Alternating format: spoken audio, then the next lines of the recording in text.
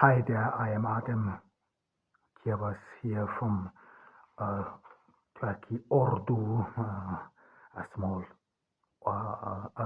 town on the Black Sea region. I mean, it is called differently. However, I mean, we're still in the pandemic.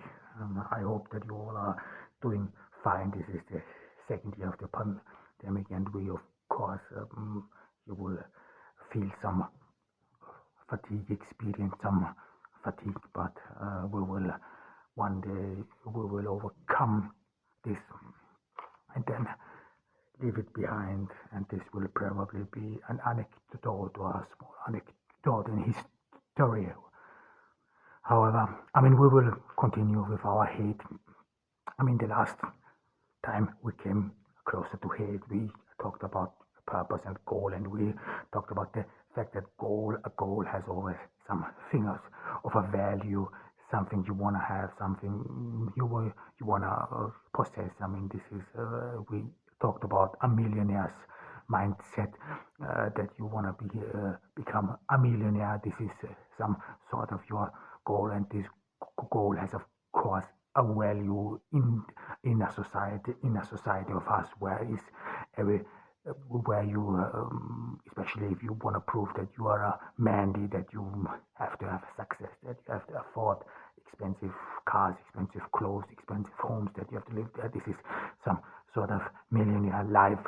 This is what manliness in a way has transformed to. We talked about it in male gender. This is some sort of a post militaristic uh, gender. So you as a man, or if you want some sort of business attitude, you as a man have to be successful, have to be the sole provider for your wife. This is as well as still apparent, as well as that you have to be as man potent. So have to have a lot of women and so on. So this is some sort of part of this millionaires or billionaires jet set or jet lag, if you want. And but of course we then some sort of talked about antagonism, and that antagonism is of course the cause of this pleasure. We only hear in the news, especially in North America, but as well as in Europe. So in some areas, people are obviously uh, uh, do not have same opportunities, do not have equal opportunities, and this of course needs to be uh, taken care of, because only think of the economy. Everyone who's been lost, everyone who cannot fulfill or find fulfillment, cannot follow his dreams, or even be a productive member of the society, is a loss for the society, because everyone can contribute to a society. This is very important. No matter where you are, no matter where you come from, no matter who you are, you can make a dent in the universe. You can contribute to society. Only think about Frederick Douglass, who was a slave, who was freed, and is one of the most iconic figures in the American history. He wrote about slavery. He knew what it was to be slavery. However, and many other people, for especially if you are disadvantaged. I mean, there are a lot of people success stories from people who started out poor and then accomplished something, and then wrote their names into history. So this is everything is possible. And we, of course, talked about this counter culture, which had its own systems, value systems. This is what we talked about, body positive culture. I mean, obesity was once considered as unhealthy. I mean, it is still unhealthy. Nothing has changed about it. I mean, if you're obese, and I would not say, I would say that there is a difference between obesity and chubbiness. If you're just a little bit chubby or a little bit on the bigger side, uh, yeah, this nothing wrong is that. But obesity is mean that you should, I would say, I would say double the weight uh, what you should have been. I mean, for example, I'm 1 meter and 80 centimeters tall, 5 foot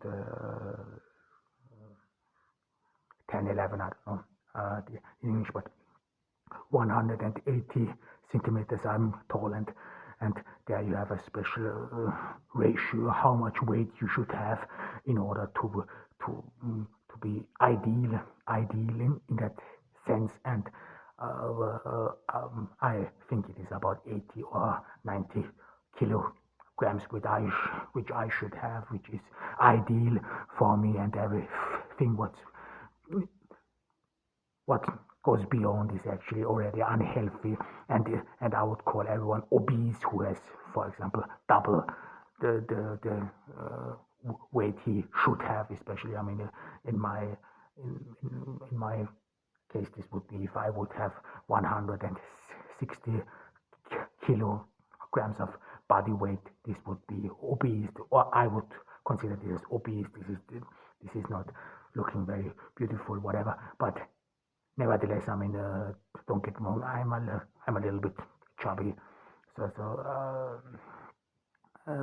I have not ideal weight, whatever. However, but this is a fact, and we should not deny this. So obesity, especially obesity, I mean, this is bad for your heart. It is bad for everything. I mean, I myself was obese in my youth, so this is not nice. You have backache, knee ache, headaches, whatever you want.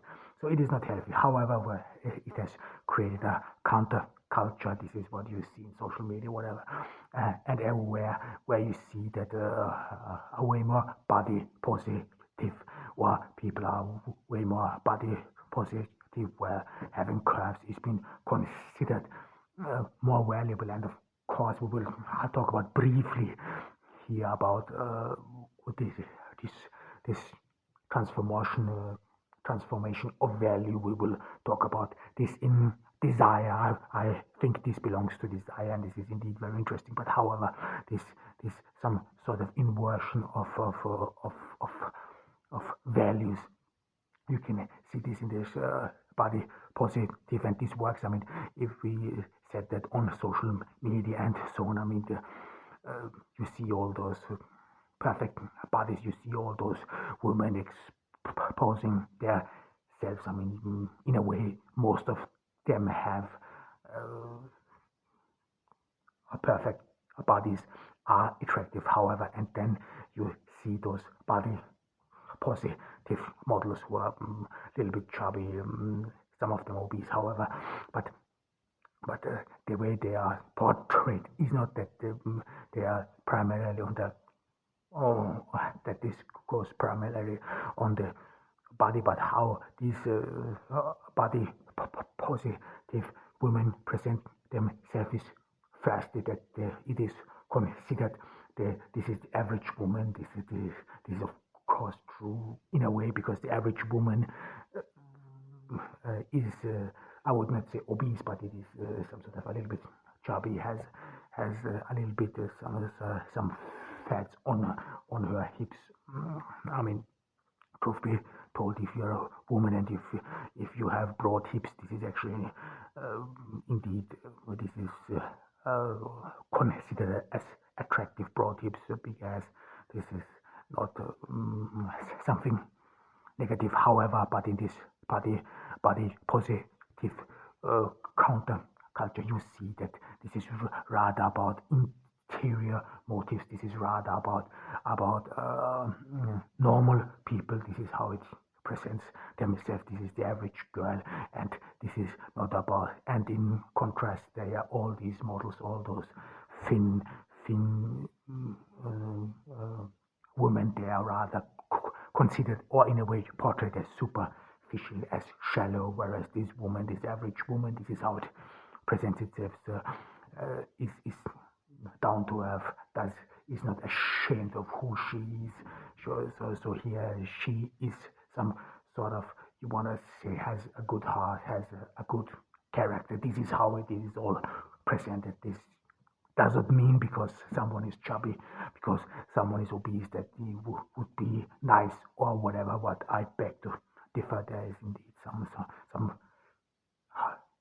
people, no matter what they are just mean. However, but you see the difference, in that sense that people who are being considered as obese, they are always or were considered in the past as short-witted, as lazy, as as people who avoid commitment or whatever, who people who avoid work, a decent honor or a decent work, whatever you have it. But the main predominating narrative was that these are mainly people who are lazy and so on. And now this has turned with this counter culture. I mean, especially there was a uh, movie with. I mean, I don't know the name. I always forget the names, but there was a movie with Jason Statham and Melissa McCarthy, who is obese, and there she moved on the screen as if she would fight other people. I mean, of course, this was a stuntman, and you immediately saw that this was a stuntman. But however, this is some sort of a fight. This notion, fight this perception that obese people are lazy and so on, but as well as that obese people are short-witted. So this is as an inversion of values, and this derives from the fact that obese or chubby women are some sort of the average woman, the girl next door, the woman who has a heart, who is not superficial, and this is in contrast to those models. Models, and this is then desirable, because then if you're a man, then you do not go for a superficial woman, but rather the woman which can give you apparently fulfillment. I mean, this is how it is presented partially, as well as how is this self perception is, especially.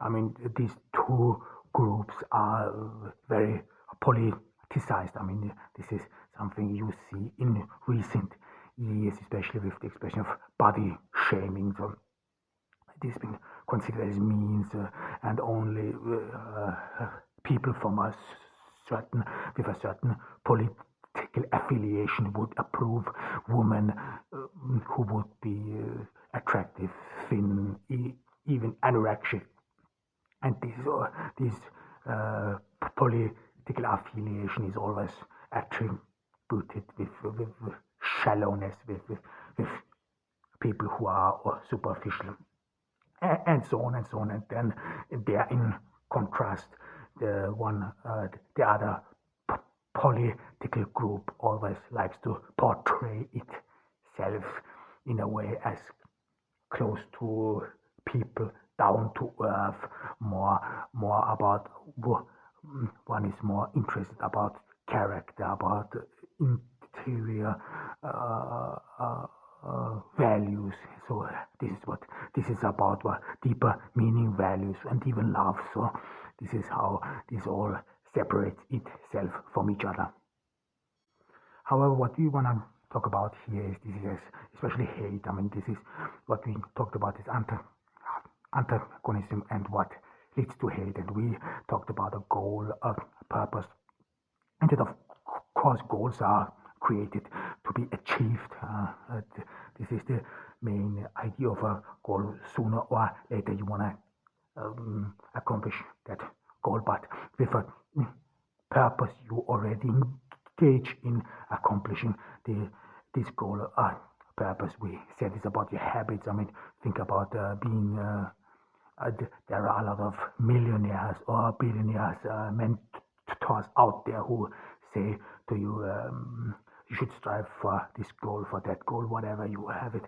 However, but with your purpose and the meaning, this valuable object, this goal has, you actually already start partially consuming your your goal